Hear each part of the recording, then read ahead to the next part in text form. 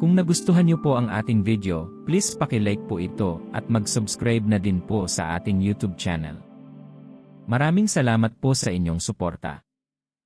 Napatigil si Lei, hindi maunawaan kung anong klaseng utang ang tinutukoy nito. Nakakunot noo siyang tumitig habang papalapit si Kyoiro, na parabang sinusubok kung naiintindihan ba niya talaga. Muli siyang nagsalita, mula pa noong raid sa SSS Rank Dungeon, ang mga tinaguriang Pentagram Saints ay namuhay ng maginhawa at puno ng kapangyarihan. Sa pagbanggit ng raid, dumilim ang ekspresyon ni Lei, worry binal ika ng hindi ka nais-nais na alaala. Itinuloy ni Kyoiro, tinutukoy ang kanilang kwento na sila ang, mga bayani, na pumihil sa isang di umano'y sabuatan. Naiinis, bulyo ni Lei, ano? Dito ka ba para magbigay ng lecture sa kasaysayan? Buo ang kumpiyansa niya na sila'y mga tagapagtanggol ng mundo, kaya't may impluwensya sila saan man. Sinabi niyang wala itong karapatang husgahan sila, ngunit pinutol ni Kyoiro ang kanyang salita. Kahit anong tingin ng mundo sa inyo, alam ko ang katotohanan. Mga traidor kayo, ginamit ninyo ang buhay at pangarap ng iba para lang sa sarili ninyong kapakinabangan. Tumawa si Lei nang may pangungutya. Mga teoryang guni-guni lang iyan ng mga naiinggit sa amin. Pero tumalim ang tinig ni Kayo. Hindi ito kathang-isip. Alam ko kung paano ninyo itinulak ang sarili ninyong kasama papasok sa dungeon gate matapos ang raid. Alam ko ang ginawa ninyo. Nanlaki ang mga mata ni Lei. Ang kaalamang iyon ay lihim na dapat ay sila lamang ang nakakaalam. Dahan-daang lumapit si Kyoiro at sa wakas ay nagpakilala. Ako si Miss Adokayo. Ako ang itinulak nyo sa gate 2 dekada na ang nakalipas matapos kong talunin ang boss. Nagulat si Lei, halos hindi makapaniwala. Nagsimulang mag-alala ang kanyang mukha nang idagdag pa ni Kyoiro, ang kinatatakutan mo ay nangyari na. Tinawag mo akong halimaw noon dahil umabot ako sa antas na 100 gamit ang time attribute. At gamit ang kapangyarihang iyon, nakabalik ako. Sa wakas ay nasal ayan sa mukha ni Lei ang takot. Ngunit binalingan siya ni Kayo ng matalim na titig. Alam ko ang mga ginagawa mong lihim. Kapag ibinunyag ko iyon sa publiko, mawawasak ka. Nagpanteng ang tenga ni Lei at napasigaw, niloloko mo ba ako? Mariing sagot ni Kayo, ikaw ang dapat managot. Sa pagtataksil noon, at sa pagyurak ngayon sa mga pangarap ng kabataan. Ngumisi si Lei, pinilit itago ang pangamba. Mas masahol ka pa ring manggahas. Hindi ka na nasa dati mong katawan. Ang pagharap sa akin ngayon ang pinakamalaking pagkakamali mo. Hinablat niya ang isang baston na yari sa mga materyales mula sa matataas na dungeon. Mabilis niyang inatake si Kayo, sinabayan ng apoy at mga pagsabog, winuwasak ang buong opisina. Ipinagyabang niya na wala pang sandata ang kasing tigas at talam nito. Ngunit isa-isang naiwasan ni Kyoiro ang lahat ng hampas. Walang ni isang galos. Habang patuloy siyang umiiwas, malamig niyang sinabi, kaya pala bumagal ka. Masyado kang naging kampante bilang reyna ng kumpanya. Isa ka na lang kahawig ni Awako. Lalong nagngit-ngit si Lei sa pagkukumpara sa kanya kay Awako. Sunod-sunod siyang umatake sa galit, ngunit nang sa wakas ay damapo ang isang hampas, imahe lamang pala iyon. Nakita niyang nakatayo si Kyoiro sa malayo, ligtas at hindi man lang hingal. Nabigla siya nang maramdaman ang lakas ng void magic sa kanyang mga galaw. Huling barahan niya ang pagpapalakas ng sandata gamit ang apoy. Sa buong puwersa, sinugod niya si Kayo. Ngunit sa gulat niya, tinanggap ni Kayo ang punong atake gamit lamang ang 2 daliri. At sa malamig na tinig, sinabi niya, kung ito na ang pinakamabuti mong kaya, mas mahina ka ngayon kaysa 2 dekada na ang nakalipas. Sa desperasyon, ibinagsak ni Lei ang sandata at dinampot ang isang vial ng bagong gamot mula sa kanyang mesa. Sa harap mismo ni Kayo, itinarak niya iyon sa kanyang katawan. Biglang nag-alab ang kanyang mana, umapaw sa silid na parang bagyo. Nakita ni Kyoiro ang malinaw na desisyon, handa siyang isugal ang lahat para lamang mapigilan siya. At sa iglap na iyon, nagsimulang magbago ang katawan ni Lei, nagiging isang halimaw. Nagbago si Lei Ruashi tungo sa isang halimaw matapos iniksyonan ang sarili ng droga. Idineklara niyang walang makakatalo sa kanya ngayon. Ngunit kalmado lang si Kyoiro, tinanong kung sineseryoso ba talaga ni Lei ang pakikipaglaban habang umaasa lang sa gamot.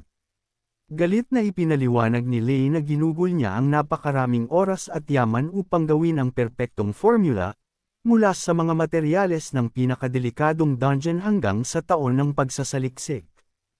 Ayon sa kanya, nagsimula ang lahat noong makita niya ang kapangyarihan ni Kyoiro 20 taon na ang nakalipas. Simula noon, sinundan niya ang landas ng kapangyarihan, at ngayon, siya raw ang pinakamalakas. Tinawag itong katawa-tawa ni Kayo. Aniya, hindi kapangyarihan ng dulot ng isang pansamantalang droga. Uminit ang ulo ni Lei at sinumpa na ipapakita ang bunga ng kanyang 2 dekadang pagsisikap.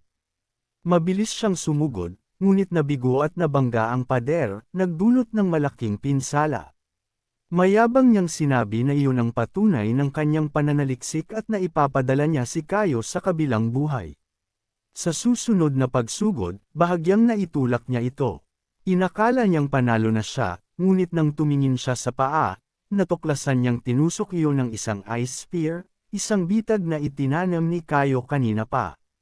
Nagulat si Lei na ginagamit ni Kayo ang teknik niyang at tinanong kung paano niya ito natutunan. Ipinaliwanag ni Kayo na dahil sa kanyang tauhan, nakayanan niyang aralin at masterin ang teknik ng mas maaga. Habang lumalapit siya, sinabi niyang ang kanyang droga ay walang iba kundi panandaliang pagbagso ng lakas. Sumigaw si Lei, ipinamukha na bastos at walang respeto si Kayo sa kanyang buhay na obra. Ngunit lalo lamang nagalit si Kyoiro. Binulyawan niyang tinapakan nito ang napakaraming buhay para lang sa sariling kasakiman at tinatawag pa itong pag-unlad. Nakakasuka ka, malamig niyang wika.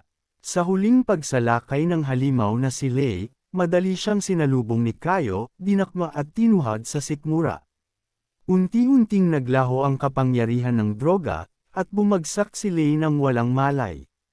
Ang huli niyang naiisip ay ang nakakatakot na bagong anyo ni Kayo, isang nilalang na higit pang mapanganib kaysa noong hawak niya ang time attribute. Pag-alis ni Kayo, malamig niyang sinabi, hindi kailanman totoo ang kapangyarihan mo. 2 sa 5 niyang target ng paghihiganti ang tuluyan ng bumagsak. Sa labas, sinalubong siya ni Asahi at nagtanong kung ayos lang siya. Kasabay nito, dumagsa ang mga mamamahayag, naghahanap ng balita tungkol sa pagsabog sa opisina ni Lei. Nang tanungin siya ni Asahi kung siya ba ang may kagagawan, simpleng sagot niya, sino ang makapagsasabi? Alam ni Kayo na malalantad ang buong katotohanan tungkol sa kumpanya ni Lei at sa kanyang malupit na eksperimento. Guguho ang lahat ng itinayo niya.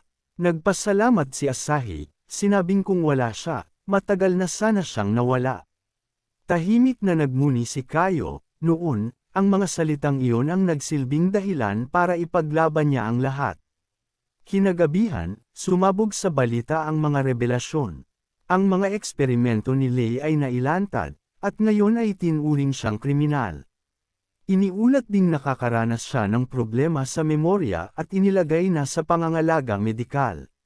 Ngunit muling kumulo ang galit ni Kayo nang makita si Nathaniel, isa sa mga Pentagram Saints, sa isang press conference. Malamig na humingi ito ng paumanhin sa publiko, itinatangging wala silang alam sa madilim na gawain ni Lei. Peke ang lahat, parehong taktika na ginamit nila 2 dekada na ang nakalipas upang ituring siyang traidor. Naunawaan ni Kayo, si Nathaniel ang naghasik ng galit at nagudyok ng kanyang pagkakanulo noon. At ngayon, muli itong nagtatago sa likod ng huwad na imahe ng isang bayani.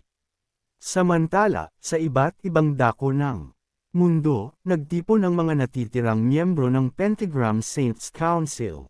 Nanalangin si Claudia, habang ang isang kasapi na si Golf ay galit na galit sa kaguluhan. At sa gitna ng pagtitipon, lumitaw si Nathaniel sa isang malaking screen upang simulan ang pagpupulong ng kanilang konseho. Nagsimula ang pagpupulong ng Pentagram Saints Council. Matagal na nagdebate ang mga kasapi bago magkasundo, isang umaatake, naghahanap ng paghihiganti, ang siyang umatake kay Lei at naglantad ng kanyang mga eksperimento. Galit na galit si Engulf, halos pumutok sa inis dahil sa kahihiyang idinulot ni Lei. Anya, sinira nito ang dangal at pangalan ng mga Pentagram Saints. Ngunit mabilis na nagpa siya si Nathaniel, idineklara niyang gawa ni Lei ang lahat, isinagawa ng mag-isa at walang alam ang natitirang miyembro. Tahimik lang si Iwako, ngunit sa isip niya, alam niyang kilala niya si Nathaniel.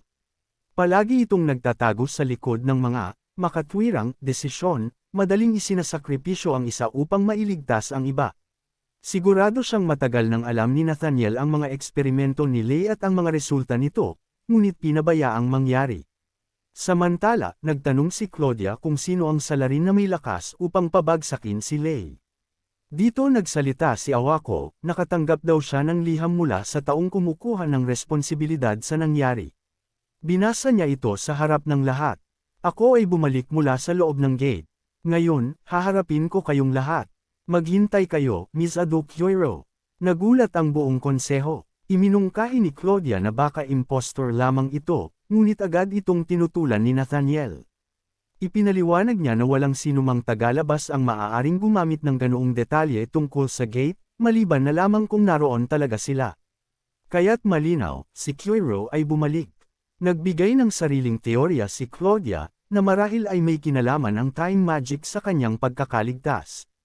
Ngunit pinutol ito ni Engulf, mariing sinabi, kung bumalik siya, ipadala lang natin siyang muli sa kanyang kamatayan. Sang-ayon si Nathaniel, sinabing tama ang pananaw ni Engulf. Ngunit idinagdag niyang wala silang gagawin sa ngayon. Hindi raw agarang banta si Kyoiro, mas mabuting obserbahan muna ang kanyang mga galaw. Pagkatapos ng pulong, tumingin si Engulf sa langit, nakalubog sa mga lumang alaala. Mahina niyang sambit, siya lang, ang taong hindi ko kailanman mapapatawad. Samantala, lihim na nakipag-ugnayan si Awako kay Kyoiro at isinalaysay ang napag-usapan.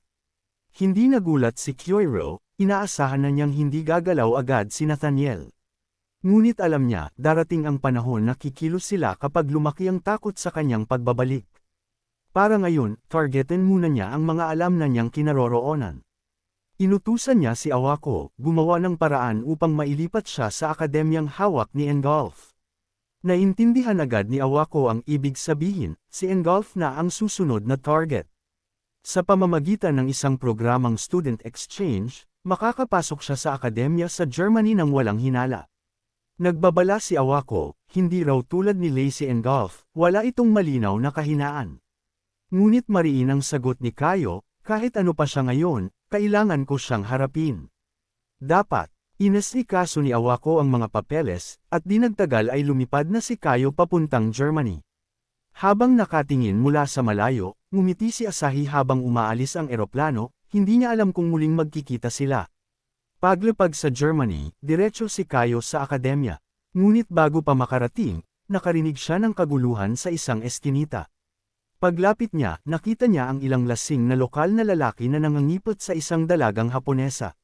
Gamit ang kanyang void magic, agad siyang lumikha ng translation skill upang maintindihan ang sitwasyon.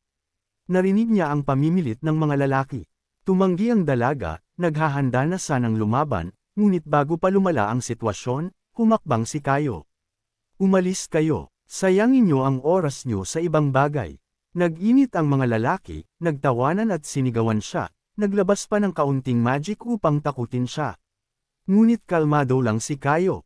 Sa isang iglap, pinakawalan niya ang hangin at sabay-sabay na tumilapon ang mga lalaki. Nagulat ang dalaga, halos hindi makapaniwalang natalo ng isang iglap ang mga lalaki. Sa isip niya, sino ba talaga ang misteryosong estudyanteng ito? Matapos mapahiya at matalo sa isang iglap, nagsitakbuhan ang mga lasing na lalaki, humihingi ng tawad habang nagmamadaling lumayo. Lumapit ang dalaga at nagpasalamat kay Kyoiro sa pagliligtas sa kanya. Iminungkahi niyang lumipat sila ng lugar dahil nagsisimula ng magsiksikan ang mga tao sa paligid. Sumang-ayon ang dalaga, iniisip na matagal na mula nang may nagligtas sa kanya ng ganito. Huling beses daw siyang nailigtas ay ng isa pang tao sa kanyang nakaraan. Habang naglalakad, muli siyang nagpasalamat, sinasabing kung hindi dahil kay Kyoiro, baka lumala pa ang sitwasyon. Tugon ni Kayo, hindi na dapat gawing malaking usapan iyon.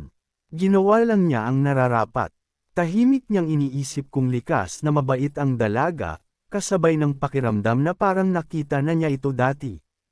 Habang naglalakad, napansin ng dalaga ang kanyang uniforme at tinanong kung siya ba ay estudyanteng Hapones. Kumpirmado ni Kayo, ipinaliwanag niyang nasa isang short-term exchange program siya at papunta na sana sa akademya. Nag-alok ang dalaga na siya na ang gagabay bilang pasasalamat. Tinanggap niya ang alok at sumama.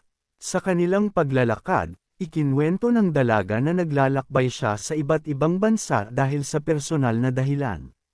Nagtaka si Kayo, mukhang kasing edad lang niya ang dalaga pero naglalakbay mag-isa. Sinabi niyang delikado ang biyahe nang walang kasama, mas malaki ang posibilidad na maulit ang nangyaring insidente. Ngumiti lang ang dalaga, iginiit na marunong din naman siyang gumamit ng mahika. Naisip ni Kyoiro na kung ganoon, bakit siya nabigla kanina? Umiwas ang dalaga sa tanong at siya naman ang nagtanong kung mag-aaral ba talaga si Kayo sa akademya.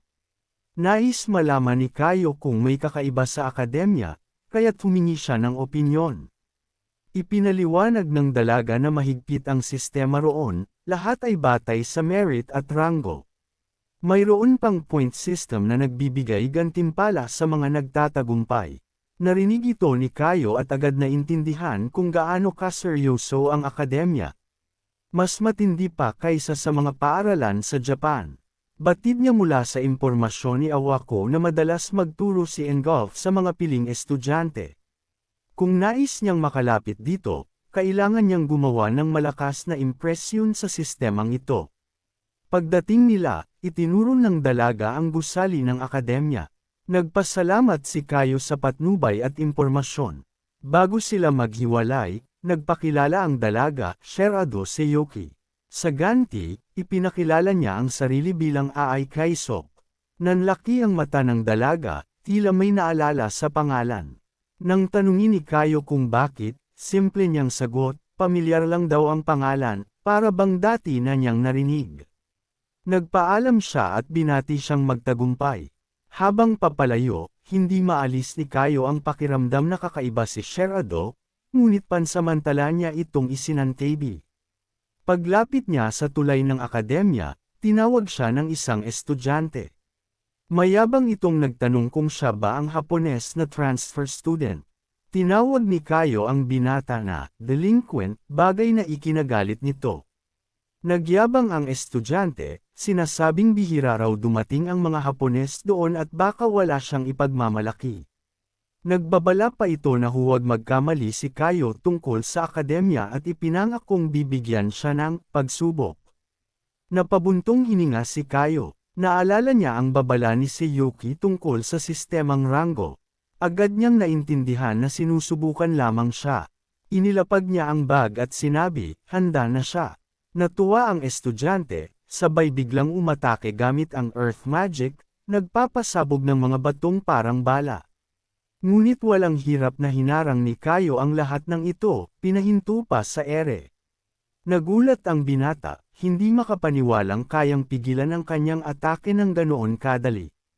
Tumugon si Kayo, sapat ang dami, pero mahina ang kapangyarihan. Gumanti siya gamit din ang earth magic, ngunit sa antas na nagpasabog ng mga pader sa paligid. Natigilan ang estudyante, tinawag siyang halimaw, at nagtanong kung bakit may ganitong nilalang sa kanilang paaralan. Samantala, sa ibang lugar, makikitang nakikipag-ugnayan si Seiyuki sa pamamagitan ng tawag. Iniulat niyang nagkaroon na siya ng contact kay Aai Kaisok.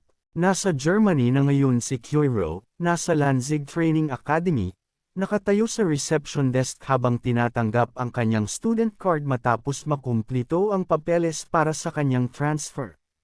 Tapos na ang mga pangunahing proseso, at mayroon na siyang pahintulot na pumasok sa mga dungeon ng bansa. Tinitigan niya ang card at ginamit ang kanyang void magic upang isalin ang mga detalye.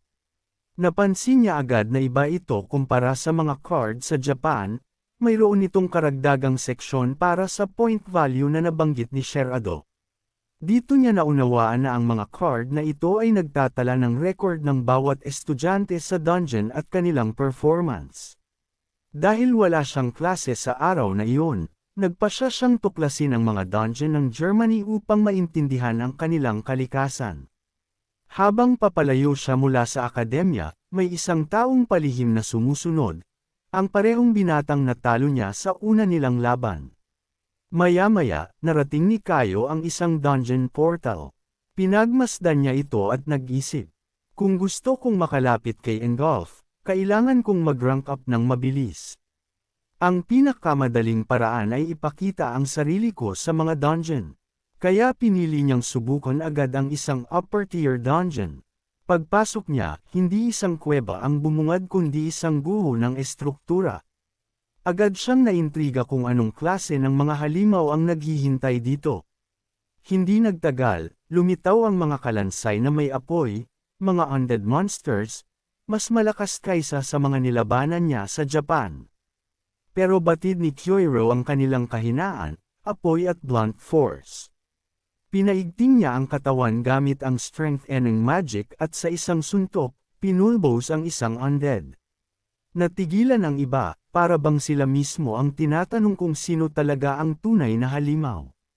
Ngumiti si Kyoiro at tinawag silang umatake. Ilang sandali pa, nilinis na niya ang buong guho at dumiretso sa boss chamber. Sa loob, isang lich ang naghihintay, nakalutang sa ere at napapalibutan ng mga kaluluwang ligaw. Sinubukan muna ni Kayo ng isang fireball, ngunit kinansela ito agad ng lich. Tama lang, naisip niya, ganito dapat ang isang dungeon boss. Itinutok ng lich ang kanyang baston at naglabas ng makapal na mayasma na agad nagpasama sa paligid. Madali itong iniiwasan ni Kyoiro, ngunit napansin niyang tinutunaw ng mayasma ang lahat ng nadadaanan. Delikado, pero baka magamit ko rin ito, isip niya. Gumamit siya ng wind magic sa paa upang bumilis, tumatalon mula sahig hanggang dingding habang iniiwasan ang mga spell, bago tuluyang nakalapit. Tingnan natin kung kaya mong malasahan ang sarili mong lason. Sa isang iglap, binalik niya ang parehong corrosive spell laban sa lich. Unti-unting nag-disintegrate ang katawan nito, at sa huli ay nawasak. Napansin ni Kyoiro na hindi niya pa kayang replicate ng perpekto ang mataas na antas ng magic, ngunit sapat na ito upang tapusin ang laban. Paglingon niya, tinawag niya ang nakatago sa dilim. Lumabas ang binatang tinalo niya kanina. Inamin nito na matagal na siyang nanunood at sinabing nag-o-observe lang siya. Nagtanong pa kung okay lang ba iyon. Kumunot ang noo ni Kayo at tinanong kung naghahanap ba ito ng rematch. Iniisip na baka naging malambot siya kaya hindi natuto ang binata. Ngunit kakaiba ang kilos nito. Lumapit si Kayo at binalaan itong linawin ang intensyon. Sa halip, inilabas ng binata ang isang maliit na tasa at biglang lumuhod.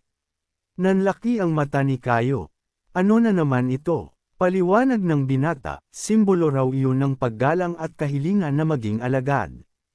Hindi makapaniwala si Kayo, iniisip kung isa ba itong hanggal. Ngunit seryoso ang binata dahil sa napanood niyang laban, napagtanto niyang isa siyang hanggal para hamanin si Kayo at ngayon ay time na humihiling na turuan siya ng mahika. Napabuntong hininga si Kayo, iniisip na mas komplikado ang sitwasyon kaysa inaakala niya. Ngunit bago pa niya masagot ang binata, nakaramdam siya ng kakaiba. Inilagay niya ang kamay sa balikat nito, handang mag-react. Inisip ng binata na tatanggapin na siya bilang disipulo, ngunit bago pa matapos ang usapan, isang biglaang atake ang bumagsak mula sa kadiliman, isang hampas na may nakapangangilabot na lakas. Mula sa anino, lumabas ang isang dambuhalang halimaw, mas malakas pa kaysa sa lich na tinalo niya. Noon lang niya napagtanto, ang nilabanan niya kanina ay hindi pala ang tunay na boss. Ang totoong final boss ang ngayon ay dumating.